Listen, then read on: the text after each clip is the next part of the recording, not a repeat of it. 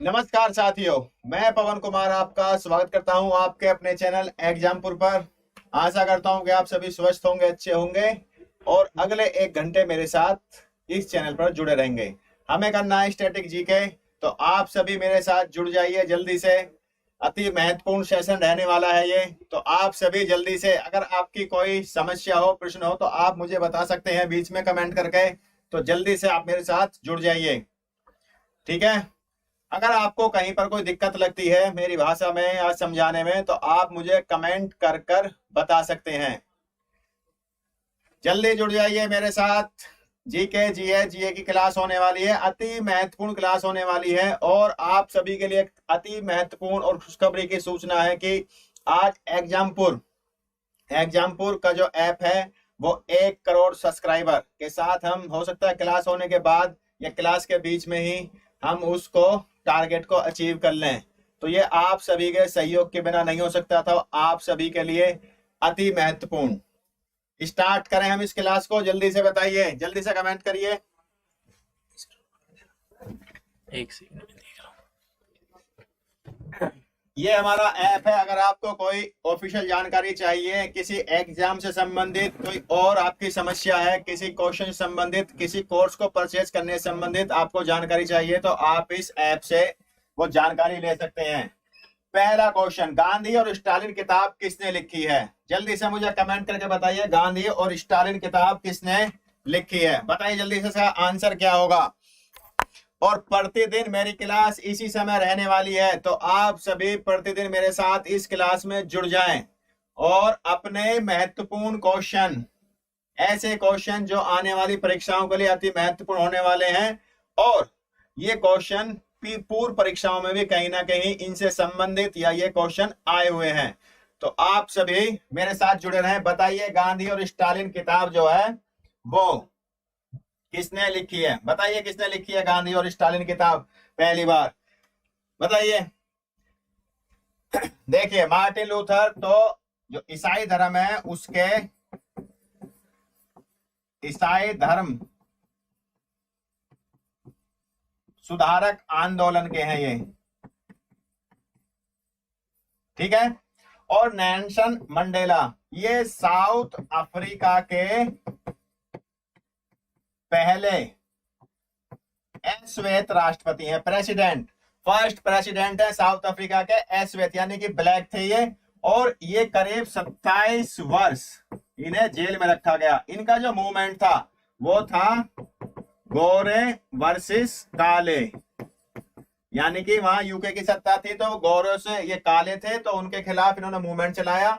और इनको, Nelson Mandela को साउथ अफ्रीका का गांधी कहा जाता है, गांधी कहा जाता है। नेल्सन मंडेला को साउथ अफ्रीका का गांधी कहा जाता है। और इनकी एक बुक है, बुक का नाम है, इनकी बुक का नाम है लॉन्ग वॉक टू फ्रीडम। अति महत्वपूर्ण बुक है, लॉन्ग वॉक टू फ्रीडम। और इनके बारे में और एक चीज जान लीजिए, ये 27 वर्ष ये जेल में रहे। और एक महत्वपूर्ण डाटा इनके बारे में जान लीजिए कि इनको भारत सरकार ने, भारत का इनको क्या मिला है? भारत सरकार का सबसे बड़ा पुरस्कार कौन सा है? वो है भारत रत्न, वो इनको दिया गया है। 2 ही ऐसे व्यक्ति हैं भारत में जिनको भारत रत्न मिला है, एक नेल्सन मंडेला है, विदेशी व्यक्ति हैं ऐसे 2, एक नेल्सन मंडेला है, एक खान अब्दुल गफ्फार खान है, जिनका स्वतंत्रता आंदोलन में लाल कुर्ती आंदोलन जिन्होंने स्टार्ट किया था। तो ये हो जाएगा यहाँ पर। और गांधी स्टालिन जो किताब है वो लुई फिशन ने लिखी है, ठीक है। अब इसमें एक व्यक्ति बचते हैं, राजमोहन गांधी, तो इनके है मुस्लिम मन की बात, इनकी किताब है, ठीक है। इनकी किताब का नाम ये है। आगे चलते हैं हम। अगला क्वेश्चन, निम्नलिखित जोड़ों में से कौन सा एक सही है? एक सही है। ये कुछ पोर्ट है, बंदरगाह है, कॉमर्शियल है, ये उनके यहाँ पर नाम दिए गए हैं। तो एक तरफ राज्य का नाम है, देख रहे हैं आप, स्टेट का नाम है महाराष्ट्र, तमिलनाडु, गुजरात, कर्नाटक। एक तरफ वो जो हमारे बंदरगाह हैं उनका नाम है। तो इसमें से आप मैच करके मुझे कमेंट करके बता सकते हैं। बताइए जल्दी से कमेंट करके, जो भी आप सभी देख रहे हैं, कि इसमें से कौन सा एक मैच नहीं है। बताइए कौन सा एक मैच नहीं है। क्या पारादीप महाराष्ट्र में है? नहीं जी, पारादीप आपका उड़ीसा में है। बताइए अगला, क्या मैंगलोर तमिलनाडु में है? नहीं जी, मैंगलोर कहां पर है? मैंगलोर आपका कर्नाटक में है। ठीक है। क्या कांडला गुजरात में है? हाँ जी, बिल्कुल सही बात है, ये हमारा गुजरात में ही है। गुजरात में क्या है हमारा? कांडला। तो यहां आ जाएगा आपका गुजरात कांडला। क्या कर्नाटक तूतीकोरिन में है? यानी कि तूतीकोरिन जो कर्नाटक में है? नहीं जी, तूतीकोरिन हमारा कहां पर है? ये हमारा तमिलनाडु में है। ठीक है। तो इसमें जो सही आंसर है वो आपका हो जाएगा गुजरात कांडला। क्या सही है ये? कांडला। सुपर नंबर 1 ने इसका कमेंट किया है, शानदार आंसर है आपका। ठीक है, आगे चलते हैं। निम्न में से कौन सा एक भगवान शिव के 12 ज्योतिर्लिंगों में से नहीं है? आपको पता होना चाहिए कि भगवान शिव के 12 ज्योतिर्लिंग है भारत में, अलग अलग राज्यों में स्थित है। तो इनमें से वह कौन सा नहीं है जो ज्योतिर्लिंग नहीं है? सोमनाथ कहां पर है? सोमनाथ है आपके गुजरात में। अमरनाथ कहां पर है? अमरनाथ की यात्रा होती है जम्मू एंड कश्मीर में। केदारनाथ कहां पर है? केदारनाथ है आपके यूके में। यूके का मतलब है उत्तराखंड। और आपके जो बच्चे भीमा शंकर कहां पर हैं? एमएच से हो गया आपका महाराष्ट्र। तो बताइए इनमें से किस जगह नहीं है? नंबर 1 भीमा शंकर। तो मैं आपको बता दूं, भीमा शंकर तो भाई हैं, 12 ज्योतिर्लिंग है। ज्योतिर्लिंग, ठीक है, उसमें से लगा लेते हैं केदारनाथ। ठीक है, आपका भीमा शंकर है आंसर, कुछ और दो। ठीक है, आपका उत्तर प्रदेश में हो गया काशी विश्वनाथ। काशी विश्वनाथ। उज्जैन के महाकाल। ठीक है, और ओंकारेश्वर। ठीक है, और अगर आप जाएंगे झारखंड में तो बाबा बैजनाथ। ठीक है, सोमनाथ। यहाँ केदारनाथ हो गए आपके, केदारनाथ हो गए 1 2 3 4 5 6 7 ही हुए अभी तो। और नागेश्वर गुजरात। ठीक है, एक रामेश्वरम में हो जाएंगे। जब प्रभु श्री राम लंका पर चढ़ाई करने जा रहे थे तो रामेश्वरम में स्थापित किया था उन्होंने इसको। ठीक है, एक रामेश्वरम में हो जाएंगे। एक त्रंकेश्वर हो जाएंगे महाराष्ट्र। त्रंकेश्वर महाराष्ट्र में हो जाएंगे। ठीक है, ओंकारेश्वर हो गए, वैद्यनाथ हो गए, महाकालेश्वर हो गए, काशी विश्वनाथ हो गए, रामेश्वर, मल्लिकार्जुन। ठीक है, अब तो हो गए होंगे मल्लिकार्जुन पूरे। मल्लिकार्जुन है आंध्र प्रदेश में। ठीक है, और एक आपके त्रंकेश्वर हो जाएंगे महाराष्ट्र में, एक और है त्रंकेश्वर। तो भाई अब तो हो जाने चाहिए 1 2 3 4 5 6 7 8 9 10 11 12। 1 2 3 4 5 6 7 8 9 10 11 12। ठीक है, ये आपके 12 हो गए। तो अब इसमें भाई क्या नहीं है? इसमें आपके सामने नहीं है, अमरनाथ की यात्रा होती है, लेकिन वो आपके 12 ज्योतिर्लिंगों में शामिल नहीं है। आंसर खुशी जी ने सही दिया है। ठीक है, गुड इवनिंग सभी को मेरा।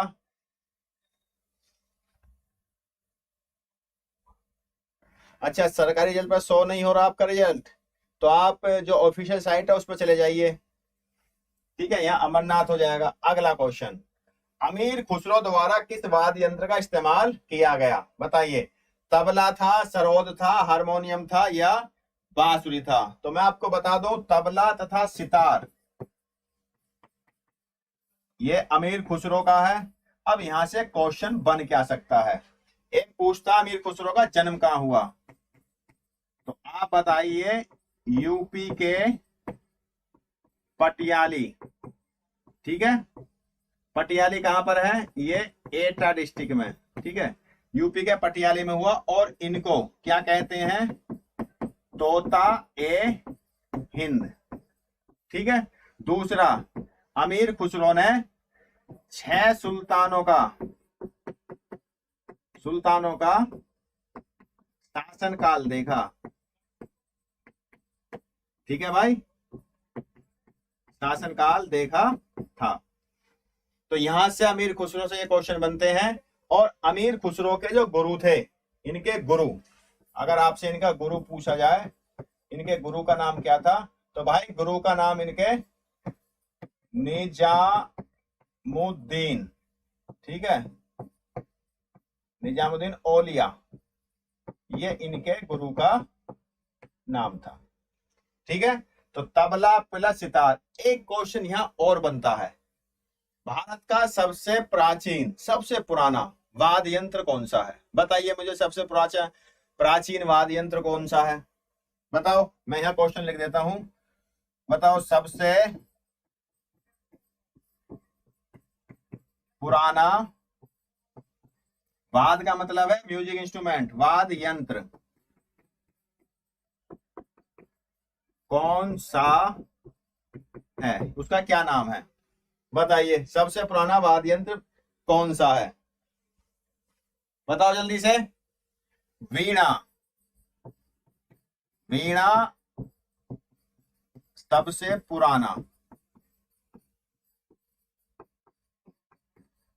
भारतीय वाद्य यंत्र है, ठीक है भाई। तो यहां कर देंगे आप तबला, तो यहां हो गया आपका आंसर तबला। अगला क्वेश्चन, एक झील जो ठंड के कारण जमना शुरू होती है वह सबसे पहले कहां जमेगी, बताइए। जब आप फ्रीजर में पानी रखते हैं जमने के लिए, ठंडा होने के लिए नहीं, जमने के लिए, तो सबसे पहले वो आपने देखा नहीं होगा लेकिन प्रैक्टिकली है, बताइए कहां से जमना शुरू होगी एक झील जो है सबसे पहले। आपके पास ऑप्शन है तली में से, यानी कि सबसे नीचे से, ऊपर की सतह से, ठीक है, मध्य से, सेंट्रल पार्ट से उसके, या समान रूप से पूरे पानी में, बताइए जल्दी से, जल्दी से बताइए। एक झील, ठीक है, जो लेक है, सर्दियों के समय वो जम जाती है, सबसे पहले वो कहां से जमेगी, ऑप्शन कह रहे हैं समान रूप से जमेगी। तो आप यहां एक बात ध्यान रख लेना, मैं आपको 4 टेम्परेचर नोट कराऊंगा, ठीक है, उसको हमेशा ध्यान रखना। नंबर फर्स्ट टेम्परेचर आपका 100 डिग्री, सेकंड नंबर पर आपका 39 डिग्री, ठीक है, थर्ड नंबर आपका 4th डिग्री, ये सेल्सियस है, ठीक है, और यहां पर आपका 0 डिग्री सेल्सियस। यहां पर क्या होगा, आप अगर पानी को 1 घंटा उबालें, ठीक है, 1 किलो पानी से 1 लीटर से वो ½ लीटर रह जाए, तो जब आप लगातार पानी को उबालते हैं, आंसर यस या नो में देना, तो लगातार आप पानी को जब उबालते हैं तो उबालने से पानी का टेम्परेचर बढ़ जाता है क्या, 100 से ऊपर जाएगा नहीं जाएगा, प्लस बताइए जल्दी से, ऊपर जाएगा टेम्परेचर नहीं जाएगा,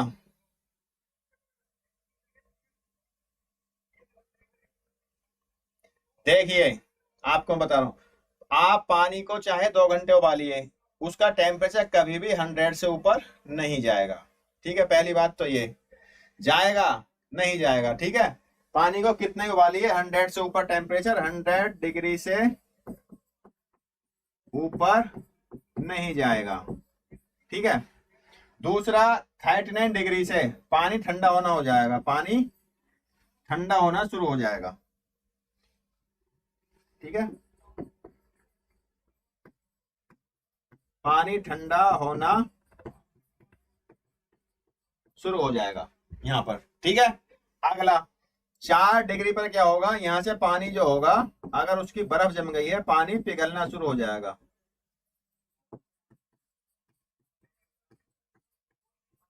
और यहाँ वो जम जाएगा। ठीक है, तो ये आप 4 टेम्परेचर को ध्यान रखना। 100 से ऊपर वो नहीं जाता टेम्परेचर, चाहे उसे आप 1 घंटा उबालिए। दूसरा 39 डिग्री पर जब वो आ जाएगा, ठीक है, तो वहां से फिर वो ठंडा होना स्टार्ट हो जाएगा और वो 1 पर जाएगा, उसकी बर्फ जम जाएगी। जब 0 पहुंच जाएगा, अगर 0 से वो 4 तक आता है, 4 तक वो नहीं पिघलेगा, 4 पे आके वो फिर पिघलना स्टार्ट हो जाएगा और 0 डिग्री पे वो जम जाएगा। अब इसमें जो होता है, पानी जो होता है, पानी ऊपर से नीचे की तरफ जमता है, नीचे की तरफ जमता है। तो क्या होगा, ऊपरी की सतह पहले जमेगी इसकी। ठीक है, क्वेश्चन का आंसर ये रहा आपका, ऊपर की सतह पहले जमेगी। इसीलिए आपने देखा होगा कि जो पहाड़ी इलाकों में जो झीलें होती हैं, उन पर बच्चे बरसात उसके सर्दी के समय जम जाती हैं, वहां क्रिकेट या खेलने लगते हैं, तो फिर प्रशासन उनको हटाता कि कहीं पर लेयर कम होगी तो वो नीचे चले जाएंगे उसमें। और अगर वो पूरी झील जम जाती तो फिर मछलियां कैसे जीवित रहते हैं, जो उसके अंदर झील के अंदर रहते हैं जीव, वो कैसे जीवित रहते। अगला क्वेश्चन, निम्नलिखित में से कौन सा जोड़ा सुमेलित नहीं है, बताइए। यह परमाणु केंद्रों को कह रहा है। क्या कल्पक्कम सुमेलित नहीं है तमिलनाडु से, ये तो सुमेलित है। क्या राणा प्रताप सागर, इसके सामने ऑप्शन नहीं दिया। ठीक है, चलो उसको मैं एक्सप्लेन कर दूंगा क्या है। नरोरा उत्तर प्रदेश में है, हाँ ये भी सही है। तारापुर परमाणु केंद्र महाराष्ट्र में है, हाँ ये भी सही है। तो इसमें से जो होगा, चलो राणा प्रताप सागर, ये आपके MP प्लस RAJ से राजस्थान की संयुक्त जल परियोजना है। ठीक है, और नदी कौन सी है, चंबल नदी पर है ये। ठीक है, तो 22 में हो जाएगा आपका राणा प्रताप सागर। ठीक है, अगला क्वेश्चन, विज्ञान दिवस, राष्ट्रीय विज्ञान दिवस किस दिन मनाया जाता है, बताइए। राष्ट्रीय विज्ञान दिवस किस दिन मनाया जाता है, आप सभी बता देंगे। इसका आंसर क्या जी, 28 फरवरी है। तो मेरा क्वेश्चन ये है कि पहली बार ये कब मनाया गया, आप मुझे ये बताइए, पहली बार ये कब मनाया गया और किस ने इसकी घोषणा की। ठीक है, तो ये पहली बार मनाया गया 28 फरवरी 1987 को, पहली बार, ठीक है, मनाया गया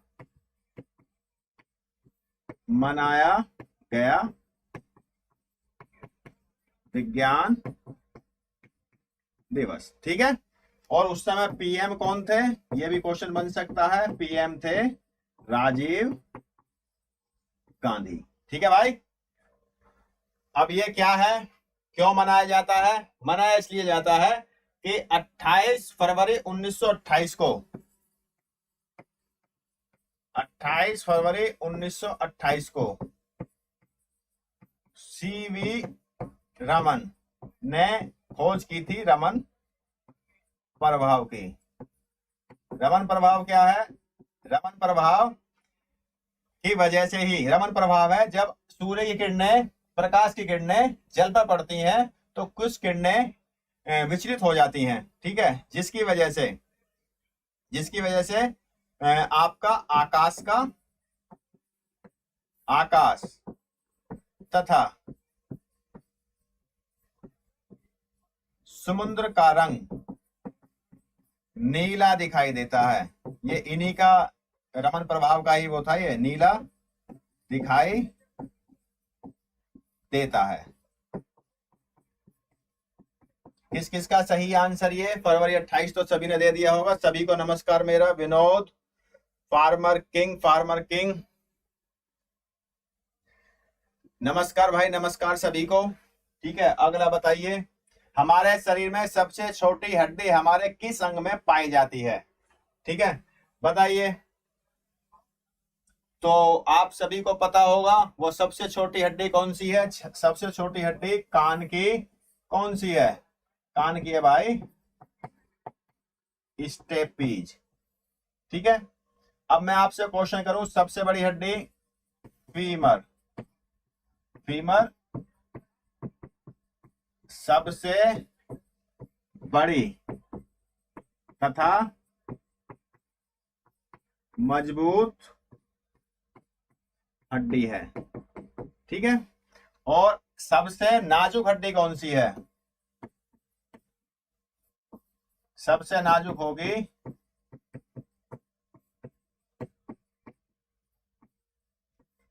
सबसे नाजुक है आपकी हंसली, इसे कहते हैं COLLAR, collar, BONE, collar bone. ठीक है, ये वाली जो होती है ये सबसे नाजुक है।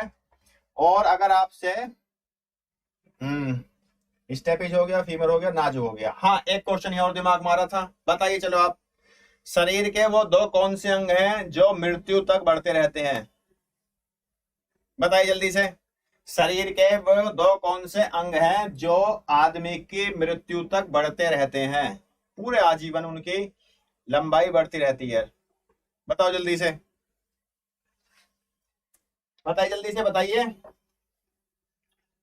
दो कौन से अंग हैं जो पूरे जीवन बढ़ते रहते हैं?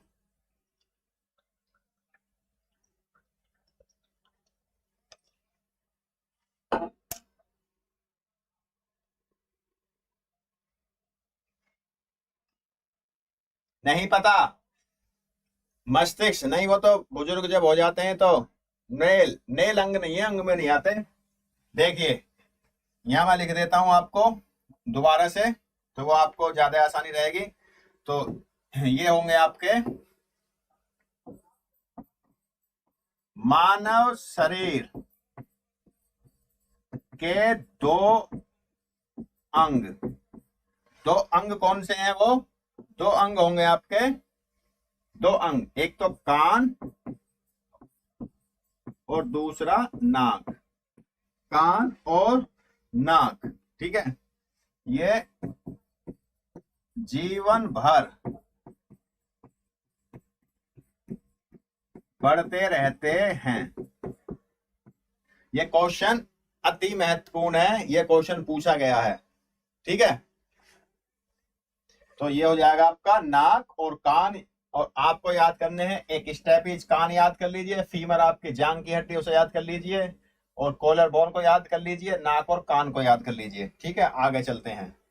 भारत का स्थायी रिसर्च स्टेशन, ये पूछा, दक्षिण गंगोत्री कहाँ स्थापित है? अंटार्कटिका में, ग्रेट हिमालयन में, हिंद महासागर में, या अरब सागर में?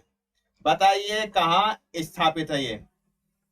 ठीक है, तो दक्षिणी गंगोत्री 1983-84 में स्थापित करा गया। लिख देता हूं मैं, दक्षिण गंगोत्री यह स्थापित करा गया 1983-84 में। उसके बाद जो दूसरा स्थापित करा गया वो मैत्री, ये पहला है, दूसरा मैत्री, ये करा गया 1988 में, और तीसरा है भारती, ये करा गया 1992 में स्थापित किया गया। ठीक है, तो आप इनको 92 2012 92 नहीं है, 2012 में। ठीक है, एक तो इस शताब्दी में है। ठीक है, तो यहाँ क्या आंसर हो जाएगा आपका? अंटार्कटिका। किस किसने सही आंसर दिया? C. Very good. Farmer, super one, और आपका किसका है? खुशी, पीके का है। ठीक है, आगे चलिए, तो अगला बताइए। भारत का कौन सा भाग चाय की कुल मात्रा का लगभग 3/4 उत्पादन करता है? इसके साथ साथ आप ये भी जान लीजिए कि भारत विश्व में कितना बड़ा उत्पादक है? तो विश्व में जो विश्व उत्पादक हैं चाय के, उसमें जो नंबर 1 है वो है भाई चीन, और नंबर जो 2 है वो है भारत। ठीक है, ये तो भारत के उत्पादन की बात हो गई। अब ये कर रहा है राज्य में उत्पादन। तो राज्य में जो सर्वाधिक उत्पादन है वो कर रहा है भाई आपका असम। असम जो चाय का उत्पादन कर रहा है, टोटल चाय के उत्पादन में असम का जो भाग है वो करीब 52% है। ठीक है, नंबर 1 है इसका। और नंबर 2 पर आपका पश्चिम बंगाल आ जाएगा, और नंबर 3 पर आपका तमिलनाडु आ जाएगा। ठीक है, तो आप क्या कर देंगे इसमें जी, उत्तर पूर्वी, क्योंकि ये पूर्व में ही राज्य लगता है आपका असम। अगला क्वेश्चन, कितना प्रतिशत मानव शरीर में वजन के अनुसार पानी होता है? बताइए,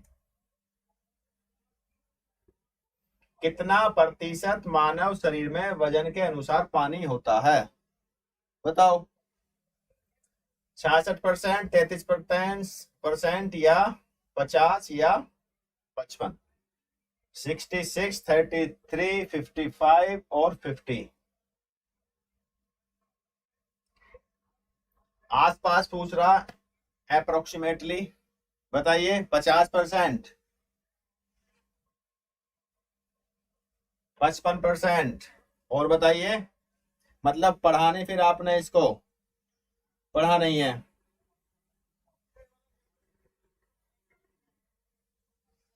ये होता है भाई 60% से लेकर आपका 66% तक। तो ऑप्शन हो जाएगा ये आपका सही। अब इसमें एक क्वेश्चन हम जोड़ देते हैं। क्वेश्चन ये जोड़ देते हैं, जो मानव रक्त है उसमें, उसके रक्त में कितना % पानी होता है? मानव रक्त में, मानव रक्त में होता है 79% तक पानी। इसको भी आप नोट कर लेना कि मानव रक्त में कितना % तक पानी होता है, 79% तक पानी होता है। और एक स्वस्थ शरीर में अगर क्वेश्चन आ जाए, स्वस्थ शरीर में कितना पानी होगा? स्वस्थ शरीर में, तो स्वस्थ शरीर में जो पानी की मात्रा अगर लीटर में निकाली जाए तो लीटर में वो होगी, लीटर में 35 लीटर से लेकर 40 लीटर तक। ठीक है, अगर किसी स्वस्थ आदमी किसे माना जाता है जिसका करीब 60 से 70 किलो के बीच में वेट है, तो 70 किलो अगर वजन है तो उसमें 35 से 40 किलो के बीच में पानी होगा। अब 70 किलो का निकाल लो, इसमें 7×42 किलो पानी बैठ रहा, 60% से 70 किलो का होगा ना, 7×42 तो 42 लीटर हो गया उसमें। आगे चलते हैं, पेट्रोलॉजी में किसका अध्ययन किया जाता है?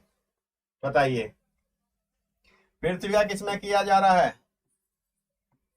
जियोलॉजी, भूगर्भ विज्ञान में।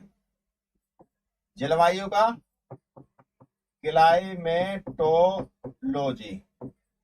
ठीक है, मिट्टी का पेडोलॉजी है, पेडोलॉजी। और खनिज का होगा भाई ये आपका पेट्रोलॉजी, PETROLOGY। ठीक है, तो आप सभी ने आंसर, जबरदस्त आंसर दिया सबने। मिनरल्स, हाँ मिनरोलॉजी भी हो जाएगा, इसकी जगह ये नहीं होता तो मिनरोलॉजी हो जाता। तो अभी तो इसका आंसर आप ये ही कर लीजिए। ठीक है, ये हो गया इसका आंसर, इसको ध्यान रखना। पृथ्वी जियोलॉजी, ठीक है, और जलवायु का क्लाइमेट, क्लाइमेट तो नहीं, क्लाइमेट चेंज हो रहा है, जलवायु परिवर्तन। ठीक है, और पेडोलॉजी हो जाएगा मिट्टी का। भारत का कौन सा हिस्सा 15 अगस्त 1947 के बाद पुर्तगालियों के नियंत्रण में रहा? यानी कि जब देश आजाद हुआ तो वो पुर्तगालियों के नियंत्रण में था, इनमें से एक हिस्सा। बताइए वो कौन सा हिस्सा जो पुर्तगालियों के नियंत्रण में रहा? बताओ।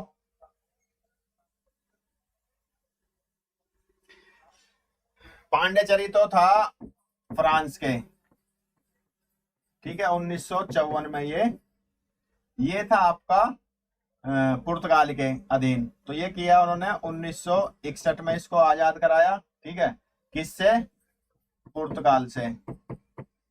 और फिर इसको, गोवा को उन्होंने भारत सरकार ने, यानी कि भारत सरकार ने इसको 1987 में इसको पूर्ण राज्य का दर्जा दिया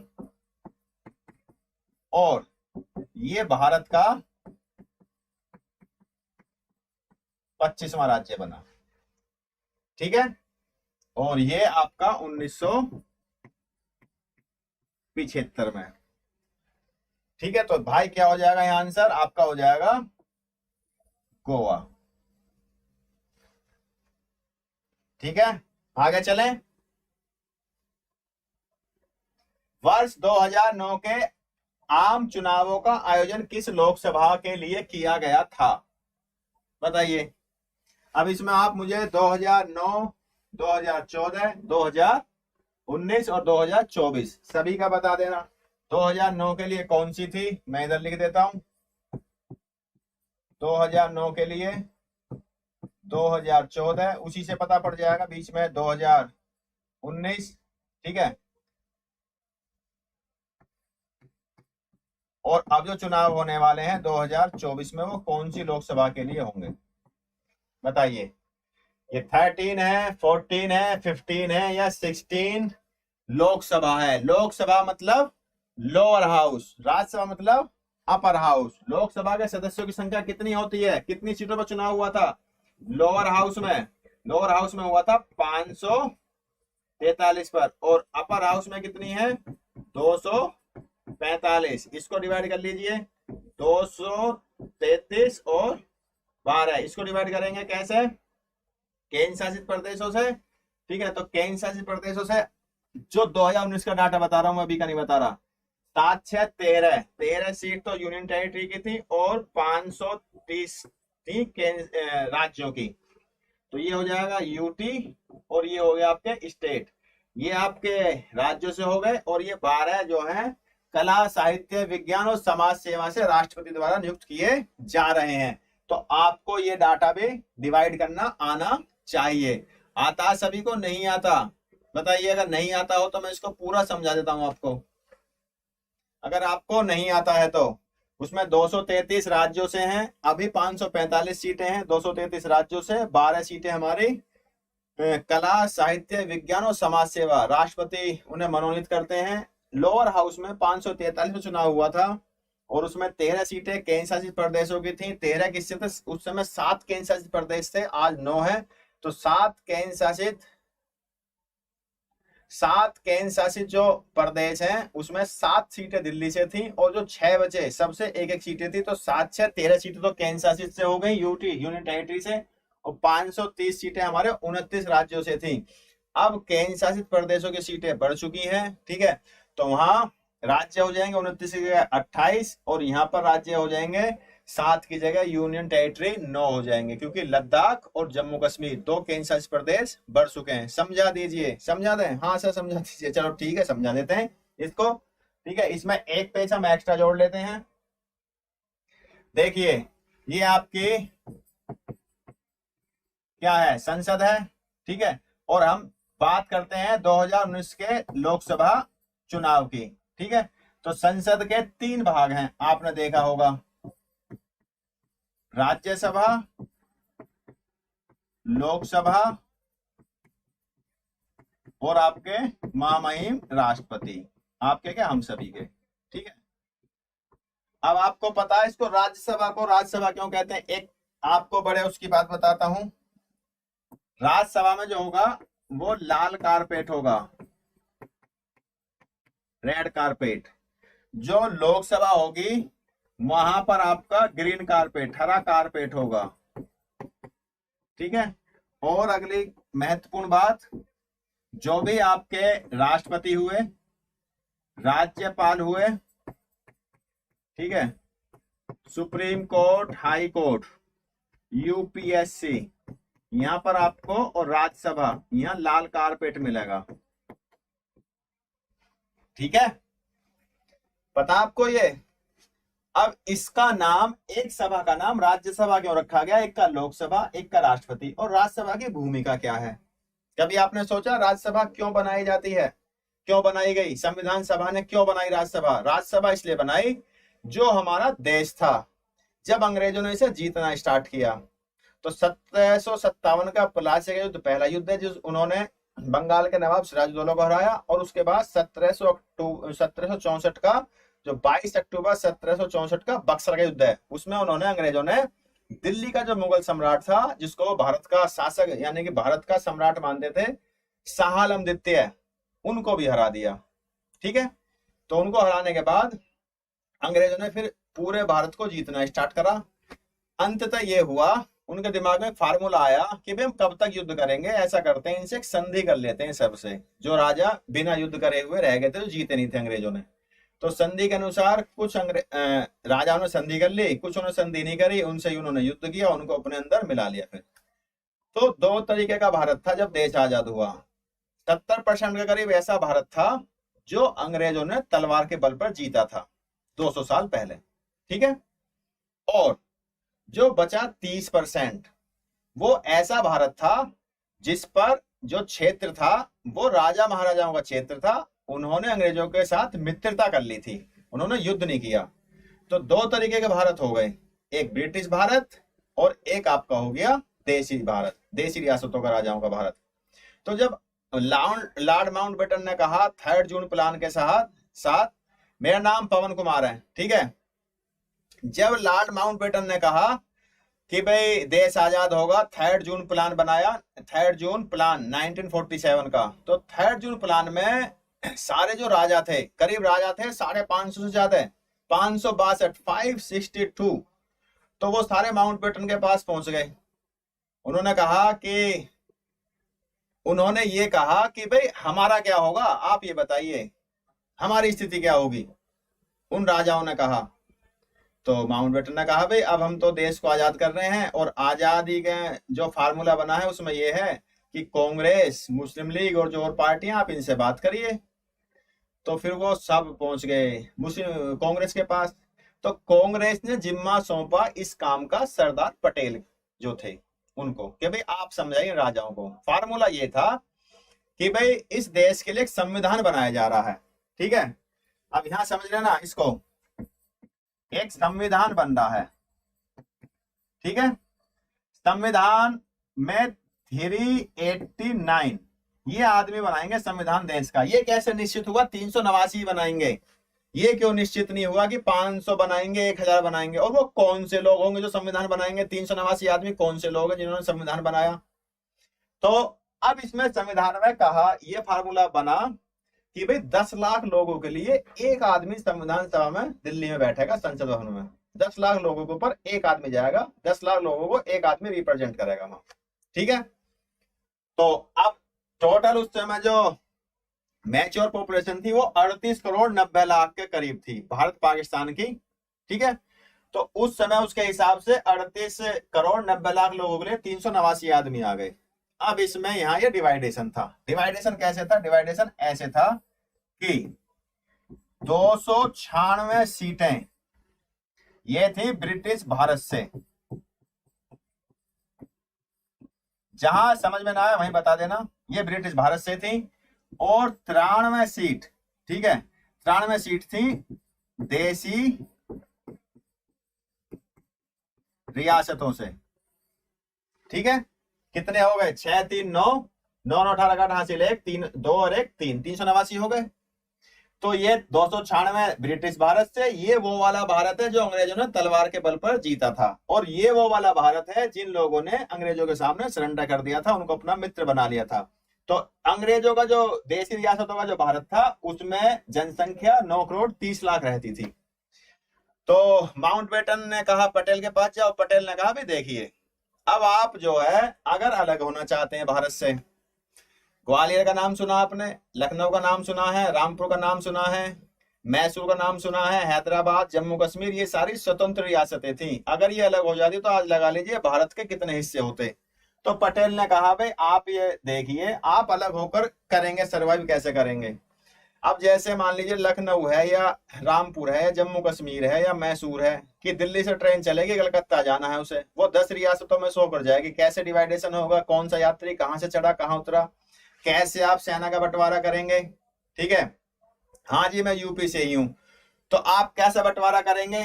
तो इसलिए उन्होंने कहा भाई आप हमारे अंदर आ जाइए, हम एक संविधान बना रहे हैं मिलके लिए पूरे भारत के लिए। भारत किसका है, देशी राजाओं का और इनका ब्रिटिश भारत का। इसके लिए किताब बना रहे हैं, उस किताब के अनुसार देश चलेगा। उसमें आप अपने आदमी, हम आपके लिए सीटें रिजर्व छोड़ दी हैं, हम चुनाव यहाँ कराएंगे यहाँ नहीं कराएंगे। जिसे भेजना, जिसको जो भेजना, सिंधिया किसी को भेजे, ग्वालियर किसी को भेजे, ठीक है, हैदराबाद किसी को भेजे, हमें मतलब नहीं, लेकिन 93 आदमी आप दिल्ली भेज देना संसद भवन में संविधान की किताब पर चर्चा करने के लिए। तो आपकी चर्चा के अनुसार ही हम उसमें आर्टिकल रखेंगे। आ गए उसमें। तो इन्होंने ये कहा भाई ठीक है, आज तो आप हमसे संविधान बनाने में हमारी सहायता ले रहे हो, भूमिका ले रहे हो, लेकिन संविधान बनने के बाद हमारा रोल क्या होगा, क्या हम राजा ही रहेंगे, खत्म हो जाएंगे। तो फिर संविधान सभा में एक व्यवस्था की गई कि आप सभी राजाओं को संतुष्ट करने के लिए हम एक राज्य सभा बना रहे हैं। राज्य सभा मतलब राजा की सभा, राज्यसभा मतलब राजा की सभा, लोकसभा मतलब सामान्य लोगों की सभा। इसीलिए राजा जो होता है, राज्य का निर्माण तलवार के बल पर होता है। वो तलवार का रंग, तलवार चलती है तो ब्लड निकलेगा, इसलिए वो लाल का प्रतीक, क्रांति का प्रतीक, सत्ता का प्रतीक, राज सत्ता का प्रतीक रंग लाल है। और जो हरा कलर होता है वो ग्रास रूट से, ठीक है, आम जनता का नेतृत्व करता है, हरा रंग, इसलिए लोकसभा वो हरा रंग। इसीलिए राज्यसभा का प्रत्यक्ष चुनाव नहीं होता, उसका अप्रत्यक्ष चुनाव होता है। लोकसभा का चुनाव प्रत्यक्ष होता है उसका, ठीक है, इसलिए उसमें कोई भी, आप भी मैं भी सब पहुंच सकते हैं, लेकिन इसमें पहुंचना कठिन है। और राष्ट्रपति वो एक राष्ट्रीय अध्यक्ष हैं, वो एक राष्ट्रीय अध्यक्ष हैं, इसलिए वहां पर भी आप यूपीएससी की परीक्षा दें, सुप्रीम कोर्ट, हाई कोर्ट में जाएं, राज्यपाल राजभवन में जाएं, राजभवन राजा का भवन जब भी तो कहा जाता है, तो वहां इसलिए वहां पे भी रेड कारपेट होता है। तो ये व्यवस्था इसलिए की गई कि ये जो राजा थे ये यहाँ जाएंगे। अब उन राजा ने तो कहा आज संविधान बनाने में तो हमें पूछ रहे हो, जब संविधान बन जाएगा फिर क्या रोल होगा हमारा। तो फिर कहा भाई ठीक है, आपके लिए एक सभा अलग से बना देते हैं, जहां हम बैठेंगे उसके बराबर में एक सभा आपका निर्माण कर देते हैं। तो उन्होंने कहा भाई हमारी सभा आपसे उच्च होगी, हम चुनाव नहीं लड़ेंगे जाकर, हमें तो जो विधानसभा के सदस्य हैं चुनाव लड़ेंगे, उनके बीच में जाकर हम उनसे वोट मांग लेंगे। तो इसलिए इसको उच्च सभा, राजा उच्च हो गया और ये आम लोग निम्न हो गए, इसलिए लोकसभा को निम्न सभा कहा गया। तो यहां पर ये कहानी ऐसे आती है। अब इसमें जो चुनाव है 2019 का, वो 2019 का चुनाव हुआ कितनी सीटों पर, 543 सीटों पर। अब इसको दो भागों में बांट लीजिए। एक तो हमारे उस समय कितने राज्य थे, 28 राज्य, ठीक है, इसका कलर चेंज कर लेता हूं चलो। और उस समय कितने थे, 7 केंद्र शासित प्रदेश थे, ठीक है। तो अब इसको कैसे करेंगे आप, 28 राज्यों से जो सीटों पर चुनकर आए, वो सीटों पर चुनकर आए 530 सदस्य, और यहां पर चुनकर आए 13 सदस्य, ठीक है भाई। अब ये 13 किससे आए, 7 है ना, तो इसको 13 को डिवाइड कर लो नीचे, इसमें से 7 सीट तो दिल्ली से हैं, ठीक है, और एक एक सीट जो है, एक एक सीट अन्य 6 यूनियन टेरिटरी से हैं, और ये 530 आपके 28 राज्यों से हैं। समझ गए, नहीं समझेगा बताइए, समझे या नहीं समझे, हाँ करिए या ना करिए, फिर दूसरे तरीके से समझाते हैं इसको अगर नहीं समझे तो।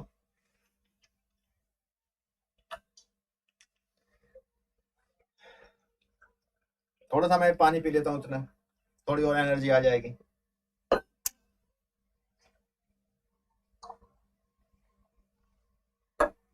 ठीक है, अब आपको काम क्या करना, यही बात नहीं रुकेगी इसकी बात यहां नहीं रुकेगी। बात इसलिए नहीं रुकेगी यहां पर कि अब प्रेजेंट में कहानी क्या हुई है, यहां पर राज्य आपके कितने हो गए, यहां बढ़कर यहां हो गए आपके 28 थे ना ये, एक इसमें भाई कम हो गए, सॉरी सॉरी सॉरी, ये 29 राज्य हैं, ये तो मैंने यहाँ पर थे आपके 29, ठीक है। और इसमें से एक राज्य अब घटा है, राज्य घटने के बाद ये संख्या कितनी हो गई, ये होगी भाई आपकी अब 28। क्या निकल गया इसमें से, ये बताइए आप मुझे। इसमें से जम्मू कश्मीर बाहर होकर इधर प्लस हो गया, तो अब यहाँ क्या हो गए प्लस, यहाँ 2 हो गए, ये हो गए 9। अब इसमें क्या हुआ, एक राज्य तो इसमें जम्मू कश्मीर जुड़ा, और दूसरा राज्य इसमें क्या जुड़ा, इसमें लद्दाख जुड़ गया दूसरा राज्य। तो जम्मू कश्मीर इधर से इधर चले गया। अब जब इधर से इधर गया है तो केंद्र शासित सीटों की संख्या यहाँ बढ़ जाएगी।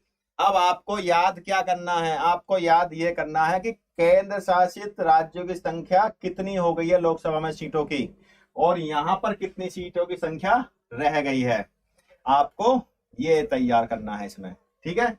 अब इसमें जैसे अब मैं दिल्ली पे आ जाऊं, उस पे सॉरी राज्यसभा पे आ जाऊं, राज्यसभा की सीटें कितनी हैं, राज्यसभा की सीटें भाई 245। हम इसको 2 भागों में डिवाइड कर रहे हैं, ठीक है।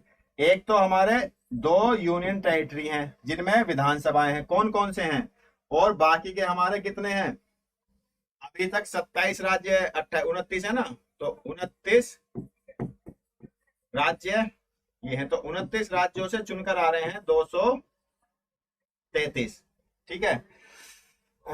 इनसे दोनों से 233 आ रहे हैं। यहाँ थोड़ा आप कंफ्यूज हो जाओगे, इसको पूरा समझा दूंगा, इसको मैं इधर से हटा के इधर लग देता हूं, ठीक है।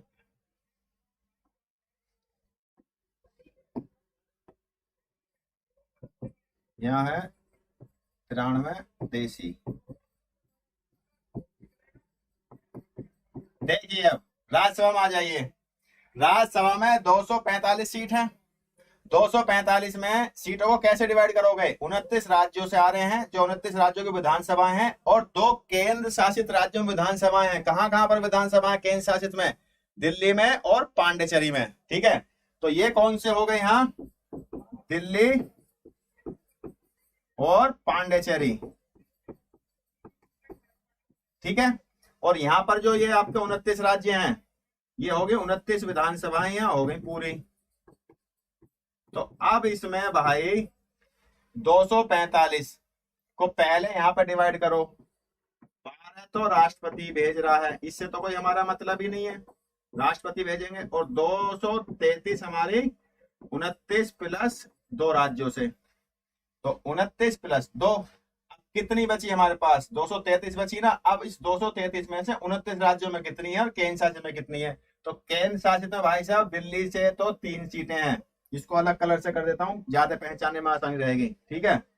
तो भाई दिल्ली से तो हो जाएंगे हमारे पास कितनी, दिल्ली से तो हमारे पास हैं 3 सीटें, और पांडिचेरी से 1 सीट, सॉरी 1, ठीक है। तो टोटल सीटें हो गई यहाँ 4। तो यहाँ कितनी बची, 29 राज्यों की सीटों की संख्या हमारे पास बचती है 229। तो कर लीजिए इसको, 229 प्लस 4 प्लस 12, 229 प्लस 12 प्लस 4, 4 2 6, 9 6 15, 9 और 2 11, 4 15 5 5 6 1 2 3 और 1 4 और 245, ठीक है।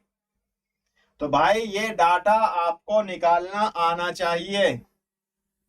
अभी अगर मैं इसका संविधान सभा का निकलवाने लगूं 296 सीटों का, तो इसका आप कैसे निकालोगे, 208 सीटें कांग्रेस, 73 सीटें जीती मुस्लिम लीग ने, और 15 सीटें जीती अन्य दलों ने। अब 15 में अन्य कौन है, 15 में 8 निर्दलीय हैं, ठीक है। तो आप इसको निकालना सीखिए, राज्यसभा 245, 12 33, 233, 233 को डिवाइड करिए 2 भागों में, फिर से एक तरफ 4 जाएंगे, एक तरफ 29 जाएंगे, 229 जाएंगे, फिर 4 को डिवाइड करिए, दिल्ली में 3, 1 पांडिचेरी में। अब ये डाटा बढ़ जाएगा क्योंकि यहाँ दिल्ली पांडिचेरी के साथ एक विधानसभा वाला राज्य और जुड़ गया, वो है जम्मू कश्मीर केंद्र शासित। तो वहां से कितनी सीटें हैं। अब जो क्वेश्चन आपसे बनेगा, क्वेश्चन बनेगा वहां से लद्दाख से, जम्मू कश्मीर से। अब क्वेश्चन बनाएगा वो कि केंद्र शासित प्रदेशों से लोकसभा में कितनी सीटें हैं, ये डाटा बनेगा। और आप इस पे कल काम करके मुझे बताना कि राज्यसभा में अब प्रेजेंट टाइम में लोकसभा की कितनी सीट, सॉरी, राज्यसभा की केंद्र शासित प्रदेशों से कितनी है और पूर्ण राज्यों से कितनी है, और लोकसभा में यूटी से कितनी है और राज्यों से कितनी है। मैं देखना चाहता हूं आप में से कितने जने काम करते हैं और मुझे कल इसका आंसर देंगे। अब हम चलते हैं आगे इसी में, ठीक है। बताइए भारत का समझ में आया नहीं आया, बताइए पहले आप। जो समझाने का तरीका है वो समझ में आया या नहीं आया, ये बताइए मुझे जल्दी से।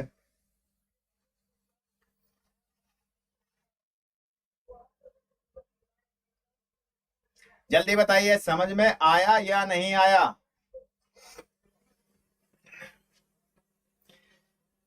क्वेश्चन है अगला आपका कि भारत आकार में किस प्रकार का है, तो किस प्रकार का है, दुनिया का 7वां देश है, कौन सा है बताइए।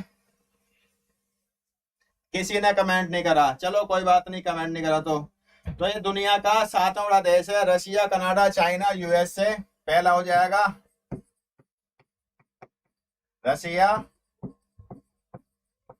कनाडा, चाइना, यूएसए, ठीक है।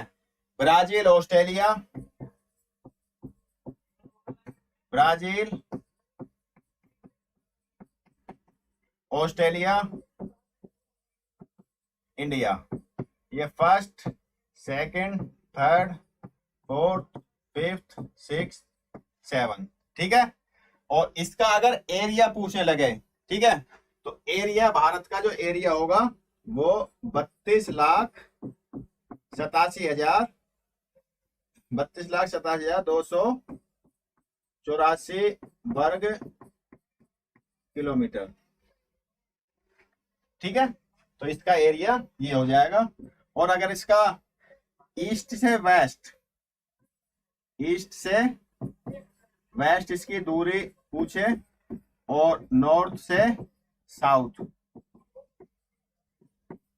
तो क्या होगी, इधर से ईस्ट से वेस्ट, नॉर्थ से साउथ, तो हो जाएगी 3,214 और 2,944, ठीक है। 2,944 और 3,214 किलोमीटर इसकी नॉर्थ ईस्ट वेस्ट इसकी दूरी हो जाएगी, ठीक है। 3,214 हो जाएगी और 2,944 नहीं, 2,933 है भाई, इसमें कंफ्यूज हो रहा था मैं, 2,933, ठीक है। ये इसकी दूरी है। तो भाई यहाँ का हो जाएगा दुनिया का 7वां बड़ा देश है इंडिया। अगला क्वेश्चन, ईमेल का पूरा नाम क्या है, इलेक्ट्रॉनिक मेल, इलेक्ट्रिकल मेल या इलेक्ट्रिक मेल या इलेक्ट्रोमैग्नेटिक मेल, बताइए क्या नाम है इसका पूरा नाम, बताओ पूरा नाम बता दीजिए मुझे, इसका क्या होगा। 1971 में रे टॉमलिंसन 1971 में रे टॉमलिंसन ने इसका आविष्कार किया, ठीक है। और जो पहला शब्द, ठीक है, जो भेजा था ईमेल, वो था आपका @ ये शब्द है पहला जो भेजा गया है, ठीक है। तो ये इलेक्ट्रॉनिक्स मेल होगा, इलेक्ट्रिकल मेल होगा, इलेक्ट्रॉनिक्स मेल होगा आपका। इसका हो जाएगा भाई ये वाला, ठीक है। अगला क्वेश्चन, भारत के किस राजवंश ने खजुराहो के प्रसिद्ध मंदिरों को बनवाया था, बताइए। परमार कह रहे हैं आप ए, बड़ी तेजी के साथ आंसर दिया है, ठीक है। परमार तो इसमें है भी नहीं। गुप्त, होलकर, मौर्य, मौर्य वंश में मंदिरों का कोई है ही नहीं। ठीक है, तो इसका हो जाएगा चंदेल 1050 ईस्वी के पास, यानी कि चंदेल शासकों ने 950 ईस्वी से लेकर 1050 ईस्वी के बीच इन मंदिरों का निर्माण कराया था। ठीक है, और गुप्तों ने कौन सा कराया? गुप्तों का है भूमरा शिव मंदिर, ठीक है, 10 अवतार, ठीक है, एरन, भीतरगांव, ये आपके गुप्तों के हैं, गुप्त काल के। ठीक है, अगला चलते हैं क्वेश्चन। भारतीय राष्ट्रीय कांग्रेस के किस अधिवेशन में नरमपंथी और गरमपंथी फिर से एकजुट हुए? आपको यह पता होना चाहिए कि किस अधिवेशन में नरमपंथी और गरमपंथियों के बीच में विवाद हुआ। सर बता दीजिए कि फॉर्म किससे और कहां से अप्लाई होगा। भाई स्टडी पॉइंट जी, आप एक बार साइट पर चले जाइए, उसमें मत जाइए आप सरकारी रिजल्ट पर। ठीक है, ऑफिशियल साइट पर जाइए, वहां से। तो 2019 का हो जाएगा 2019 क्या सी, देखिए 1916 का लखनऊ अधिवेशन। ठीक है, इस अधिवेशन के एक तो आपको अध्यक्ष पता होना चाहिए। इसके अध्यक्ष थे अंबिका चरण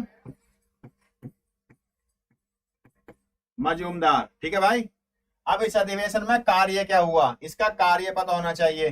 कार्य के लिए हमारे पास थोड़ा जगह कम है, लेकिन लिख देते हैं। इस कार्य में जो कार्य हुआ, यहां लिख देता हूं मैं कार्य। इसमें कार्य हुए दो। पहला कार्य क्या था? लीग, यानी कि लीग प्लस कांग्रेस साथ आई। और इसका दूसरा कार्य था कि इसमें जो नरम दल था प्लस गरम दल, वो एक साथ आ गए। नरम दल गरम दल क्या था? 1907 के सूरत अधिवेशन में जो गरम दल थे, गरम दल में लाल बाल पाल, ठीक है, लाल बाल पाल में विवाद हुआ और अध्यक्ष पद को लेकर विवाद हुआ, और फिर वो अधिवेशन टूट गया, मतलब कांग्रेस टूट गई। उसके बाद अधिवेशन जो आपस में गठजोड़ हुआ वो 1916 लखनऊ अधिवेशन में हुआ, और कांग्रेस के बीच में और गरम दल को एक कराने में तिलक और एनी बेसेंट ने भूमिका निभाई, और लीग को और कांग्रेस को एक कराने में मोहम्मद अली जिन्ना और तिलक ने भूमिका निभाई। तो तिलक दोनों जगह होंगे, और जहां कांग्रेस और लीग है, सॉरी, जहां कांग्रेस लीग है वहां जिन्ना होंगे, जहां गरम दल नरम दल है वहां एनी बेसेंट होंगे। ठीक है, तो आज इतना ही हो पाएगा। मैं कल फिर आपके साथ उपस्थित रहूंगा इसी समय शाम को 6 बजे। आप मेरे साथ ज्वाइन करना ना भूलें। कल आप जल्दी जुड़ जाइए, कल थोड़ा और तेज चलेंगे। ठीक है, तो इसी के साथ आप सभी को मेरा नमस्कार।